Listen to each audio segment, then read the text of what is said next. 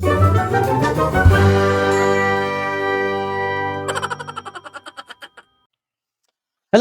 હર્ષ પારસેશ્વર, તમારું સ્વાગત છે. Most welcome as usual.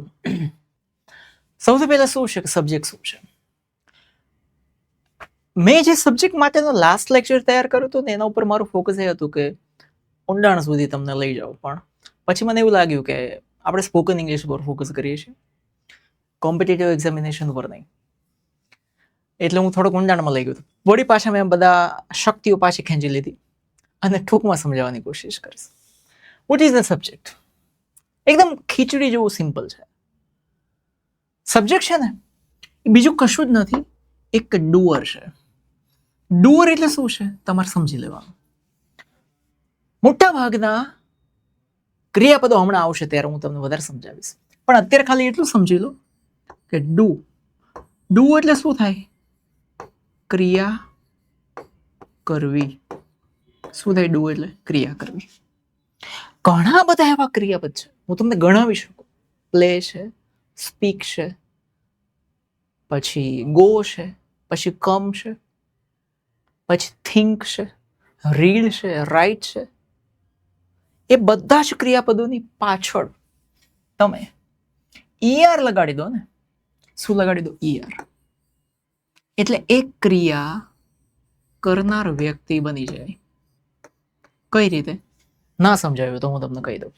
Do એટલે કોઈ પણ ક્રિયા કરવી. એ ક્રિયા કરનારને કહેવાય ડુઅર. જેવી રીતે પ્લે છે એ કોઈ પણ ક્રિયા કરવી, એના માટે પ્લે આવે છે. પણ એ ક્રિયા કરનાર કરવું હોય પ્લેયર. સ્પીક, સ્પીકર, એવી રીતે. તો સબ્જેક્ટ અહીંયા શું છે? Is a doer of the action. કોઈ પણ એક્શન છે, કોઈ પણ ક્રિયા છે, એ ક્રિયાનો કરનારો. આ ડુઅર એટલે ક્રિયા કરનાર, કરનારી, કરનારો, કરનારો, એને કહેવાય સબ્જેક્ટ.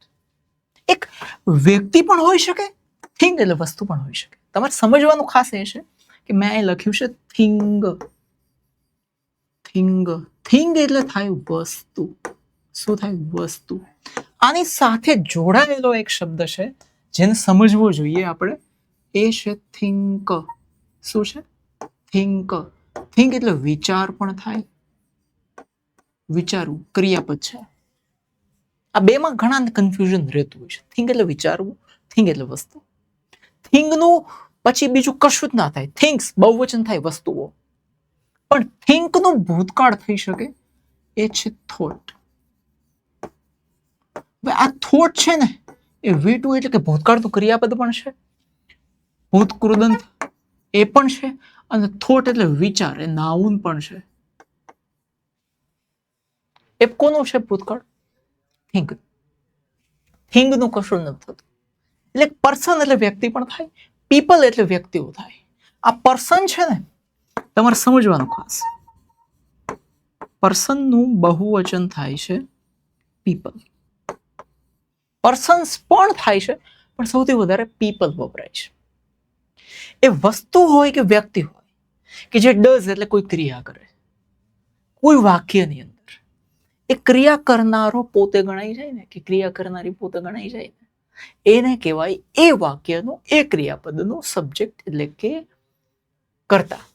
આ સબ્જેક્ટનું ગુજરાતી થાય છે કર્તા. આપણે જોયું હતું અને પાછા જોઈ લઈએ કે સબ્જેક્ટ એટલે વિષય પણ થાય છે, પણ આપણે અત્યારે ગ્રામરની ભાષામાં વાત કરીએ છીએ.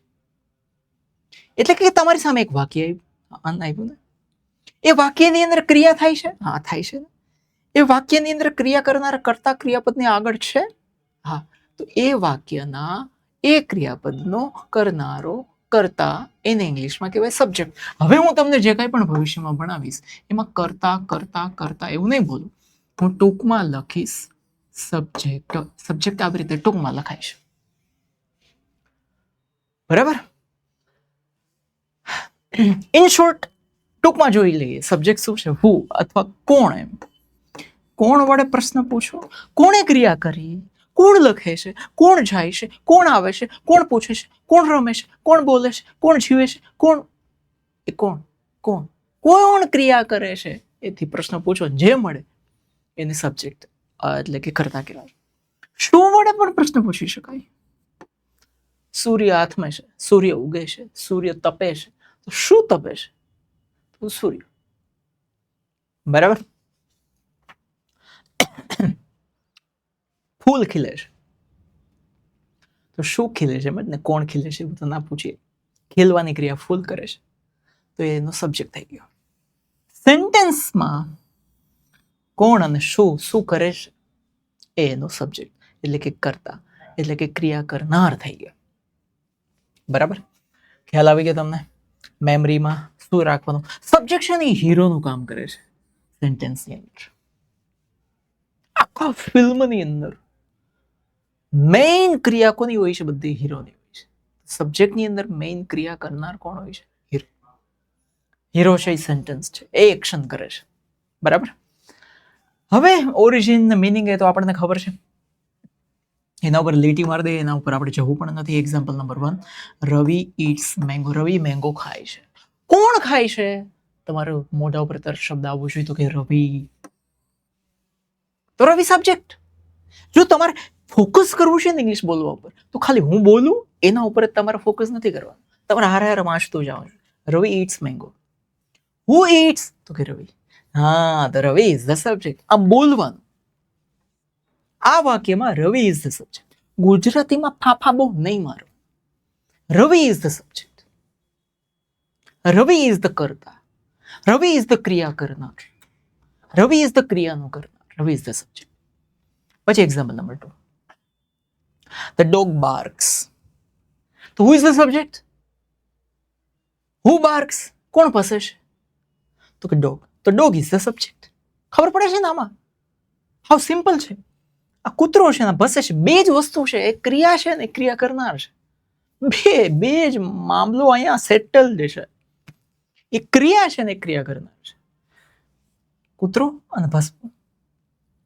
તો ભસવું જે છે એ કઈ કરતા ક્રિયા તો કરતું નથી, એ તો પોતે જ ક્રિયા છે. બરાબર. Dog is the subject. Example number 3, sun shines. સૂર્ય ઉગે છે, સોરી ચમકે છે. શાઇન એટલે ચમકવું. સન એટલે ખબર છે ને તમને?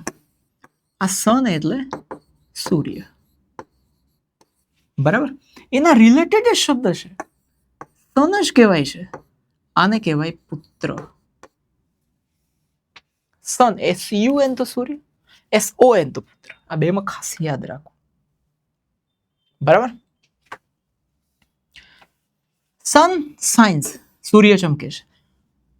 શું ચમકે છે? જો અહીંયા વોટ હુથી પ્રશ્ન ના આવ્યો. શું ચમકે છે એમ જ કહીએ આપણે તો કે સૂર્ય. તો અહીંયા કોણ સબ્જેક્ટ થઈ ગયો? Sun is the subject. બરાબર. હવે સબ્જેક્ટ છે ને એ કોઈ ખાલી વ્યક્તિ જ હોય એવું જરૂરી નથી. તો કોઈ એનિમલ એટલે કે પ્રાણી પણ હોઈ શકે. તો બીજું શું? કોઈ થિંગ એટલે કે વસ્તુ પણ હોઈ શકે. થિંગ એટલે મેં તમને સમજાવી દીધું. થિંગ અને થિંકમાં ફેરફાર છે. થોટ છે. થોટ એટલે વિચારવું થાય છે. આઈડિયા, કોઈ વિચાર પણ સબ્જેક્ટ હોઈ શકે.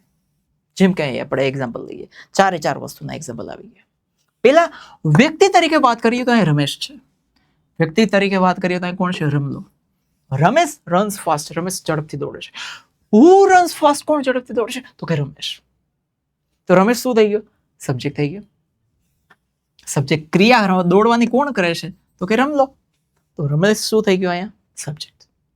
હવે બીજું એક્ઝામ્પલ, એમાં છે એનિમલ એટલે કે પ્રાણી. પ્રાણીની અંદર પ્રાણીઓ, પક્ષીઓ, જીવજંતુ, કીડા મકોડા બધા આવી ગયા. તો ગાવ, કાવ એટલે ગાય. કાવ એટલે ગાય. ગીવ્સ મિલ્ક, ગાય દૂધ આપે છે. કોણ દૂધ આપે છે? હુ ગીવ્સ મિલ્ક. કોણ દૂધ આપે છે? હુ ગીવ્સ મિલ્ક. તો કે કાવ. તો કરતા સબ્જેક્ટ કોણ થઈ ગયો? ક્રિયા શું થઈ? આપવાની. આપવાની ક્રિયા આ સેન્ટેન્સમાં કોણ કરે છે? તો કે કાવ. તો કાવ સબ્જેક્ટ. પછી છે થિંગ. થિંગ એટલે વસ્તુ. The book is on the table. Book table ઉપર છે. What is on the table? Table ઉપર શું છે? What થી અને who થી જે પ્રશ્ન પૂછવાને જે મળે એને શું કહેવાય છે? સબ્જેક્ટ. એને શું કહેવાય છે? કર્તા. બરાબર. તો બુક છે ટેબલ ઉપર. તો બુક છે વસ્તુ થઈ ગઈ. તો સબ્જેક્ટ તરીકે તો આવી જ ને. અને હવે વિચાર, આઈડિયા. નથી એ વ્યક્તિ, નથી પ્રાણી, નથી વસ્તુ. એ સિવાયની કંઈક વસ્તુ છે. જેમ કે અહીંયા છે ઓનેસ્ટી.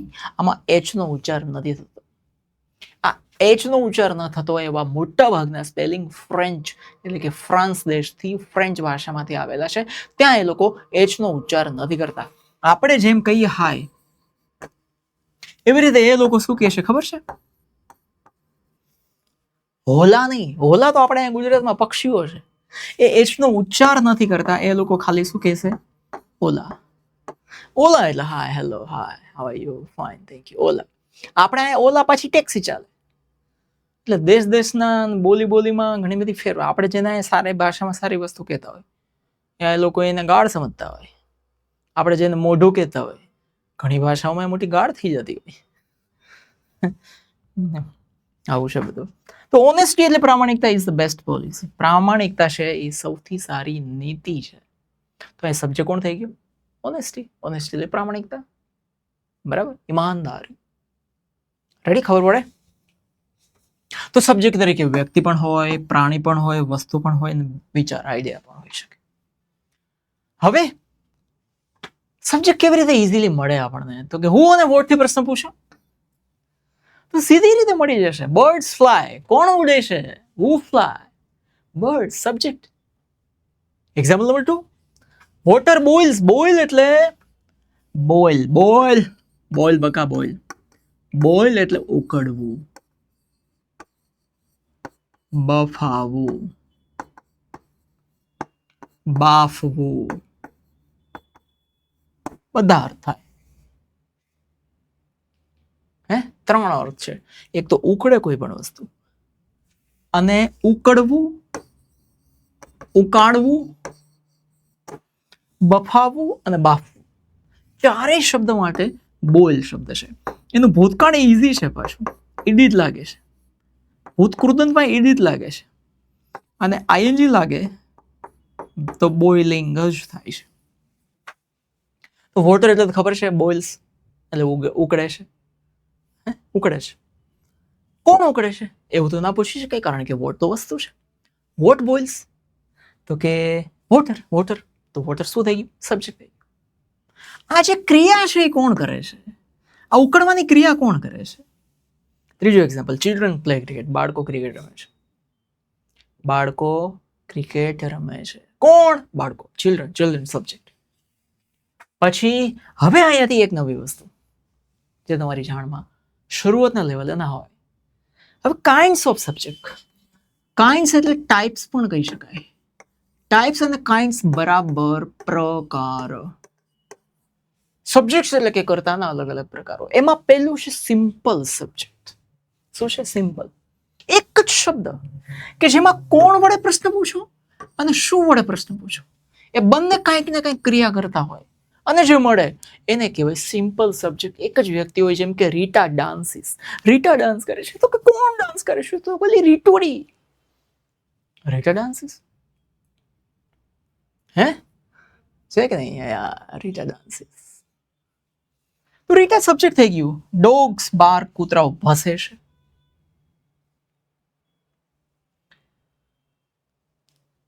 ડોગ્સ ખબર છે ને? કૂતરા એ તો ખબર હોય આપણને. બાર્ક એટલે ભસવું. હવે છે આમાં જો એક જ સબ્જેક્ટ છે, વ્યક્તિ, પ્રાણી, એક જ સબ્જેક્ટ છે. સિમ્પલ સિમ્પલ કરતા છે. હવે બીજા ટાઈપના છે, એને કહેવાય કમ્પાઉન્ડ સબ્જેક્ટ. કમ્પાઉન્ડ સબ્જેક્ટ એટલે શું? એક કરતા વધારે કરતા કામ કરતા હોય. જરૂરી નથી ને કે એક ક્રિયા એક જ જણો કરે.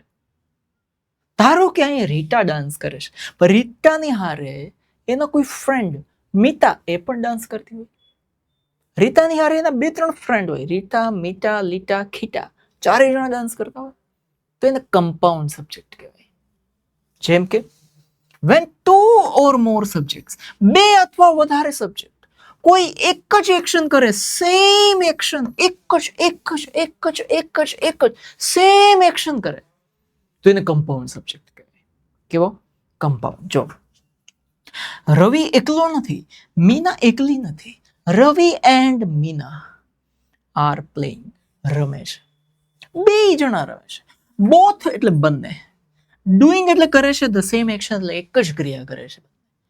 બંને એક જ ક્રિયા કરે છે. કઈ ક્રિયા કરે છે? રમવાની.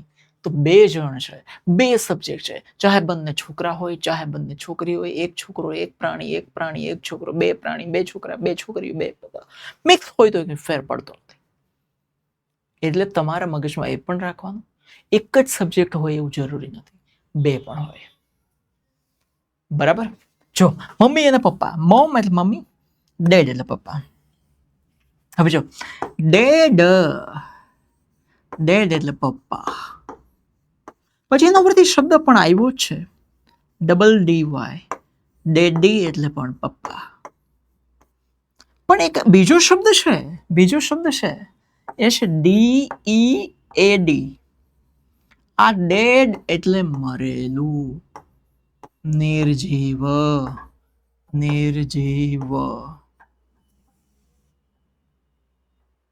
બરાબર, એ ખબર હોવી જોઈએ તમને.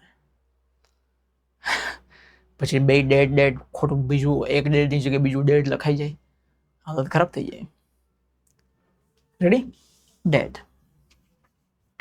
અને એક બીજું પણ છે, આ ડાય શબ્દ છે ને, ડાય એક ક્રિયાપદ છે એટલે થાય મરવું. પછી એમાં પાછળ ઈડી લાગે છે, એ ભૂતકાળનું ક્રિયાપદ થઈ જાય છે. V2 એટલે કે ભૂતકાળનું ક્રિયાપદ, V3 ભૂતકૃદંત એટલે મરેલું. આ બધા સ્પેલિંગ અલગ અલગ છે.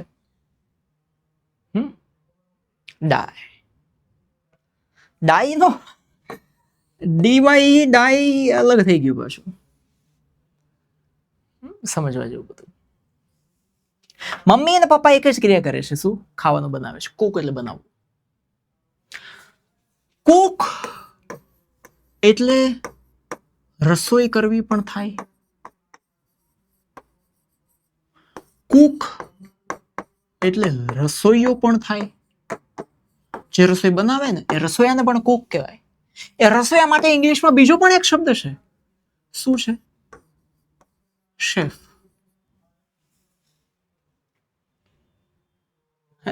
કુક પણ કહેવાય, શેફ પણ કહેવાય. કુક એટલે રસોઈ બનાવવી પણ થાય, કુક એટલે રસોઈયો પણ થાય, શેફ એટલે પણ રસોઈયો થાય. આને શેફ કહેવાય. રેડી? હવે ત્રીજું છે કમ્પ્લીટ સબ્જેક્ટ. આ કમ્પ્લીટ સબ્જેક્ટ શું છે? આ ખાસ સમજવા જેવું છે. જો જ્યારે વાક્યની અંદર, સમજો ખાસ કમ્પ્લીટ સબ્જેક્ટ, વાક્યની અંદર કર્તા હોય અને કર્તાનું આખું વર્ણન કરેલું હોય કે કર્તા કેવો છે, ક્રિયા કરે છે. જો હું તમને એકદમ બેબી સ્ટેપ્સમાં સમજાવું. આ શું છે? Boy is my brother. The boy, આ પહેલું સ્ટેપ, આ બીજું સ્ટેપ અને આ આખું ત્રીજું step. The boy is my brother. આટલું વાક્ય તો સમજાય ને તમને? The boy is my brother. Boy એટલે છોકરો, મારો ભાઈ છે. આટલું તો સમજાય ને? The boy is my brother. આ છોકરો મારો ભાઈ છે. આટલું સમજાય? The boy is my brother. હવે બોયનું વર્ણન કરેલું 4 5 6 7 boy boy boy boy boy boy boy ઉભા છે. કયો મારો ભાઈ છે? સામે 10 12 છોકરા ઉભા છે. તમારા આંગળી ચીંધીને કેવું છે કે આમાંથી કયો મારો ભાઈ છે? બધા એક જ સરખા. આપણને તો ઓળખાય નહીં, કઈ કયો ભાઈ આને આવું ટી શર્ટ પહેર્યું છે, આને રેડ, આને વ્હાઈટ, કેવું. તો જો આ છોકરો છે એ મેઇન સબ્જેક્ટ છે, બાકીના શબ્દો એને વર્ણન કરે છે. જો શું? ધ ટોલ એટલે ઊંચો, boy in blue shirt, blue શર્ટમાં ઊંચો છોકરો. તો સબ્જેક્ટ તો બોય જ છે, પણ એ બ્લુ શર્ટ પહેરેલો છે, ઊંચો છે, એ બધું સબ્જેક્ટ વિશે વર્ણન થયેલું, એનું ડિસ્ક્રિપ્શન, એનું વર્ણન કરેલું છે. એટલે એમાં કોઈ ક્રિયાપદ નથી કે કોઈ કર્મ પણ નથી. એટલે આ આખું સબ્જેક્ટ થઈ ગયું. આટલું બધું. અત્યાર સુધી શું જોયું આપણે સબ્જેક્ટ તરીકે? તો કે ધ બોય. પછી કમ્પાઉન્ડમાં શું જોયું આપણે? The boy and a girl. 2 જોયા. હવે અહીંયા વ્યક્તિ એક જ છે, કે વસ્તુ એક જ છે, પણ એનું વર્ણન કરેલું છે. The tall boy in blue shirt. અથવા ટોલ ના હોય તો the boy in blue shirt, blue shirt પહેરેલો છોકરો, બ્લુ સાડી પહેરેલી છોકરી, ઇઝ માય બ્રધર, એ મારો ભાઈ છે. તો આખો સબ્જેક્ટ, હોલ ગ્રુપ, હોલ એટલે આખો. જો સમજો, HOLE, હોલ, આને શું વંચાય? હોલ એટલે આખું, સમગ્ર, બધું. પછી એક શબ્દ છે HOLE, એને પણ હોલ કહેવાય, પણ એનો મતલબ એમ થાય કાણું. એનો મતલબ શું થાય? કાણું. પછી હજુ એક શબ્દ છે હોલ, આને પણ હોલ કહેવાય. મોટી સભાગૃહ હોય ને, મોટો જબરજસ્ત બેઠા હોય સાંભળતા હોય, એને પણ હોલ કહેવાય છે. હોલ જ આ ડબલ્યુ કાઢી નાખો તો કાણું થઈ જાય. અને આ હોલ એટલે આખું, સમગ્ર. બરાબર, ખબર પડી? હવે આ ખબર પડી ગઈ ને? આના વિશે ઘણા બધા વાક્યો આવવાના છે આપણે આગળ કોર્સની અંદર, મસ્ત મજાના, એટલી બધી પ્રેક્ટિસ આવવાની છે. હવે ચોથો જે પાર્ટ છે એમાં છે સબ્જેક્ટ છે હિડન. છે હિડન એટલે છુપાયેલું. હિડન એટલે શું થાય? છુપાયેલું. બીજો અર્થ અહીંયા હિડન નો એ થાય કે ખબર જ હોય તેવું, સમજાઈ જાય તેવું. શું? સમજાઈ જાય તેવું, ખબર જ હોય. લખ્યું છે ને કાઉન્સમાં, અન્ડરસ્ટુડ, ખબર જ હોય અહીંયા આ જ હોય. ઘરમાં બે જ વ્યક્તિ હોય, મમ્મી ને આપણે. પછી મમ્મી એમ કે અહીંયા આવ, તો આપણને જ કે ને, કઈ એવું એને બોલવું પડે તું અહીંયા આવ એવું કેવું પડે ના. તો આવા છુપાયેલા સબ્જેક્ટ હોય, ક્રિયા એને જ કરવાની હોય પણ એનું નામ ના આવે, એમને સીધું જ કમાન્ડ થાય. કઈ રીતે? જેમ કે અહીં લખ્યું છે કમ હિયર, અહીંયા આવો. હવે તમે અહીંયા બેઠા છો, તમે મારી સામે બેઠા છો, મારી સામે ઊભા છો, અને હું તમને એમ કહું તમારી સામે આંગળી ચીંધી કમ હિયર, તો તમે એક જ ઊભા છો તો શું માનશો? કોણ? અચ્છા હું. તમારે એમ કેવું પડે યુ કમ હિયર? ના, યુ તો ખબર જ છે.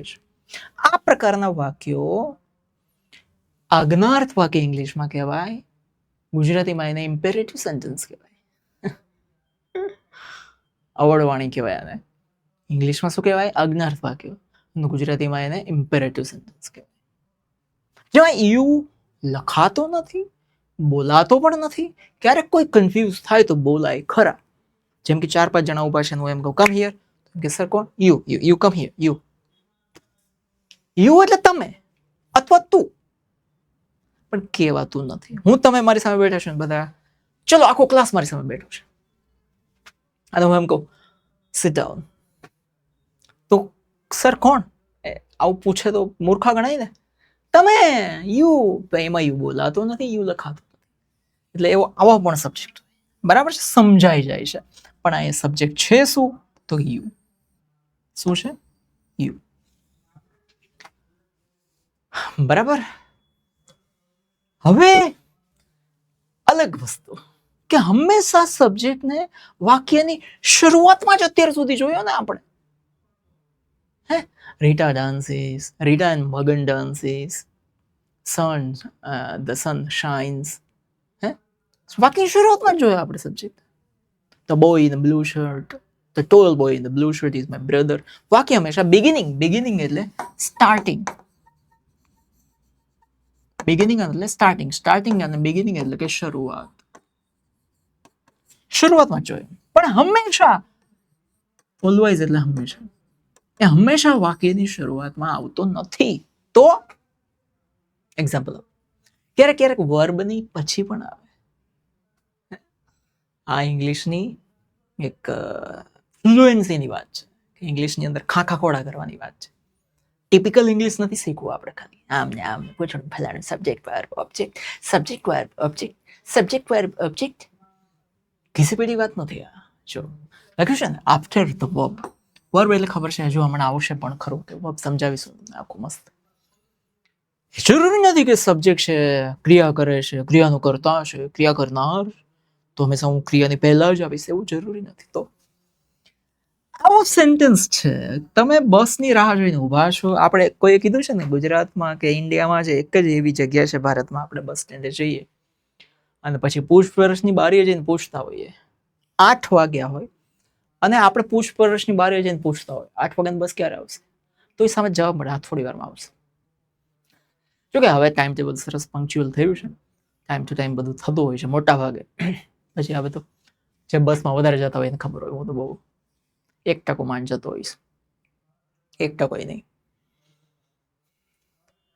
હવે તમે બસની રાહ જોઈને ઊભા છો કે બસ ક્યારે આવશે, બસ ક્યારે આવશે. કોઈ પૂછ્યું હોય ને મગજ કોકનું ફાટી ગયું હોય, 8 વાગ્યાની બસ હોય 10 વાગ્યા તો કોઈ ના આવતી બસ, પછી પૂછે ક્યારે આવશે બસ. તો આપણે ગુજરાતીમાં શું કહીએ ખબર છે? આ બસ આવી, આ બસ આવી, જો આવી, આ આવી. તો એના માટે ઇંગ્લિશમાં શબ્દ છે હિયર કમ્સ બસ. કોઈ છોકરાની રાહ જોઈને ઊભા છે, મમ્મી પપ્પાની રાહ જોઈને ઊભા છે, કોઈ વસ્તુની રાહ જોઈને ઊભા છે, કારની, ટેક્સીની, રિક્ષાની રાહ જોઈને ઊભા છે. ક્યારે આવશે મમ્મી, ક્યારે આવશે? આ મમ્મી આવી, here comes my mom, here comes my father, here comes my brother, here comes my husband, here comes my wife, here comes my teacher, here comes my friend. આવ્યો, આવી, આવ્યા, આવ્યું. તો હિયરથી શરૂ થાય અને કમ્સ આવે. પછી જે આવે છે એને પાછળ મૂકી દેવાની વાત છે. તો આ સબ્જેક્ટ પાછળ આવ્યો, આગળ હિયર આવ્યું. આ પેટર્ન છે ઇંગ્લિશમાં આવી રીતે બોલવાની. આ આવી, ભાર આપણે ક્રિયા ઉપર મૂકીએ છીએ. આ બસ આવી, રાઈટ? તો સબ્જેક્ટ બસ છે પણ છેલ્લે સબ્જેક્ટ ક્રિયા પછી આવી ગયું. આ પણ એક સબ્જેક્ટની વાત છે. પછી સબ્જેક્ટ જ્યારે યસ ઓર નો ના પ્રશ્નો આવે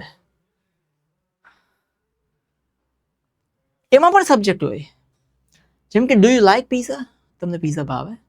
તો સબ્જેક્ટ કોણ થઈ ગયું? આમાં વાક્યની શરૂઆતમાં સબ્જેક્ટ નો આવ્યો છો, એ હટી ગયો. હેલ્પિંગ વર્બ પછી આવ્યો. Do you like pizza, pizza ભાવે? હા ભાવે. લાઈક એટલે ભાવવું પણ થાય, લાઈક એટલે ગમવું પણ થાય. બરાબર? લાઈક એટલે ગમવું, લાઈક એટલે પસંદ કરવું પણ થાય, લાઈક એટલે ચાહવું પણ થાય.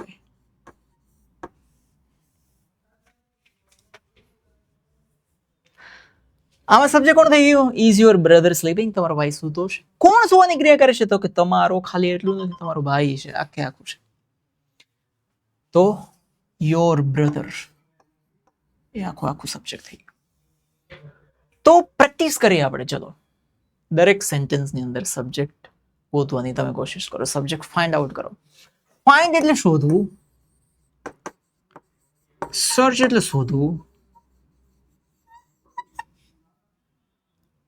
પછી ડિસ્કવર એટલે શોધવું, પણ આપણે ફાઇન્ડ કરશું. Find the subject in each line. ચલો, આમાં સબ્જેક્ટ કોણ છે? તમારે જવાબ આપતા જવાના, હું એ નંબર આપું છું. The cat is sleeping. બીજી લાઈન છે Riya sings a song. Riya sings a song. આમાં સબ્જેક્ટ કોણ છે? 3 નંબરમાં સબ્જેક્ટ કોણ છે? Trees give us oxygen. 4 નંબરમાં સબ્જેક્ટ કોણ છે? My father drives a car. 5 નંબરમાં સબ્જેક્ટ કોણ છે? ઓનેસ્ટી પેસ. ચલો, 5 જ પ્રશ્નો છે, ફટાફટ ઠપાઠપ જવાબ આવવો જોઈએ. ક્રિયા ગોતી લો. સ્લીપિંગ ક્રિયા છે, સિંગ ગાવાની ક્રિયા થાય છે, બરાબર છે. ગીવ એટલે આપવું એ ક્રિયા છે, ડ્રાઇવ્સ એટલે ચલાવવું, ગાડી ચલાવવી એ ક્રિયા છે, પેસ એટલે ચૂકવવું એ ક્રિયા છે. તો એ ક્રિયા કોણ કરે છે? એ બધા સબ્જેક્ટ થઈ ગયા. બરાબર છે. તો ક્યાં સુવાની ક્રિયા બિલ્લી કરે છે, સબ્જેક્ટ થઈ ગયું. અહીંયા રિયા ગાવાની ક્રિયા કરે છે, સબ્જેક્ટ થઈ ગયું. આપવું ઓક્સિજન કોણ આપે છે? તો કે ટ્રી, સબ્જેક્ટ થઈ ગયું. ડ્રાઈવ કોણ કરે છે કાર? મારા બાપા, સબ્જેક્ટ થઈ ગયું. ઓનેસ્ટી, એક આમાં તો એક જ બધું ખબર પડી ગઈ સબ્જેક્ટ નહીં હવે હે. તો વિધાઉટ સબ્જેક્ટ વગર a sentence is like a body without heart.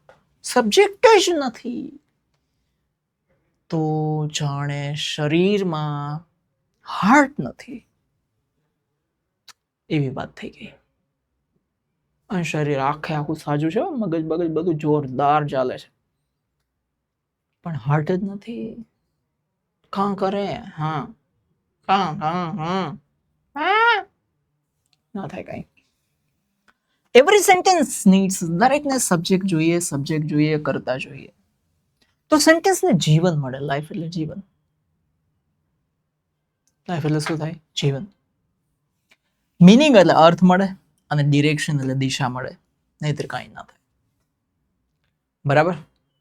So practically શું થાય આ બધામાં? જો તમે સબ્જેક્ટ જુઓ, કોણ છે સબ્જેક્ટ?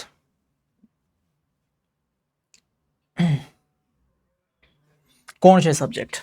1 2 3 4 5 6 7 અને 8. આમાં બેટ્સ એટલે બેટિંગ કરવી થાય છે. બેટ એટલે ચામાચીડિયું પણ થાય છે. અને BET બેટ એટલે શરત મારવી થાય. સ્પીક્સ એટલે બોલવું થાય. રિંગ્સ એટલે વગાડવું. જો રિંગ, રિંગ એટલે વાગવું, વગાડવું. રિંગ એટલે વીંટી. રિંગ એટલે રબર ગોળ હોય ને, આપણે જે અલગ અલગ કામમાં યુઝ કરતા હોઈએ છીએ, એને પણ રિંગ કહેવાય. આગળથી આર કાઢી નાખો. સિંગ, ગાવું. ટીચર ટીચીસ, ટીચ એટલે ભણાવવું. ચેન્જીસ એટલે બદલાવવું અથવા બદલવું, બે અર્થ થાય. ઇન્સ્પાયર એટલે પ્રેરણા આપવી. પ્રે એટલે પ્રાર્થના કરવી. એન્ટરટેન્સ એટલે મજા કરવી, મજા કરાવવી. કોણ આ બધી ક્રિયાઓ કરે છે? તો કે બધા સબ્જેક્ટ થઈ ગયા. Virat subject, Modi subject, my phone subject, YouTube subject, AI subject. AI એટલે ખબર છે ને, આર્ટિફિશિયલ ઇન્ટેલિજન્સ. હર્ષર સબ્જેક્ટ થઈ ગયા, માય મોમ સબ્જેક્ટ થઈ ગઈ, નેટફ્લિક્સ સબ્જેક્ટ થઈ ગઈ. વિરાટ બેટ્સ હાર્ડ, વિરાટ સખત બેટિંગ કરે છે. Modi speaks at rally, Modi રેલીમાં બોલે છે. રેલી એટલે ખબર છે ને, લોકો બધા નીકળ્યા હોય યાર. ફોન રિંગ્સ એટલે ફોન વાગે છે. યુટ્યુબ ઇંગ્લિશ શીખવે છે. એઆઈ દુનિયા બદલે છે.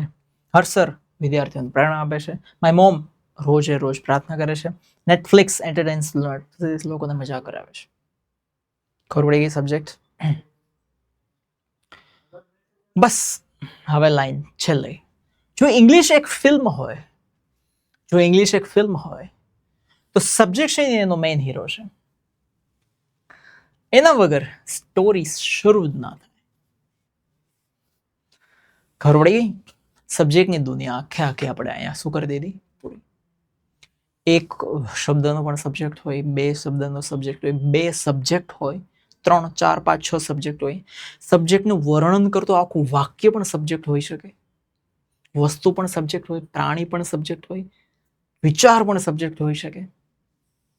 બરાબર, આખું વાક્ય પણ સબ્જેક્ટ હોઈ શકે. બધું જોઈ લીધું. બેઝિકલી બેઝિક ફાઉન્ડેશન પાયા લેવલ સબ્જેક્ટ શું કહેવાય ખબર પડી ગઈ. હવે છે વર્બ.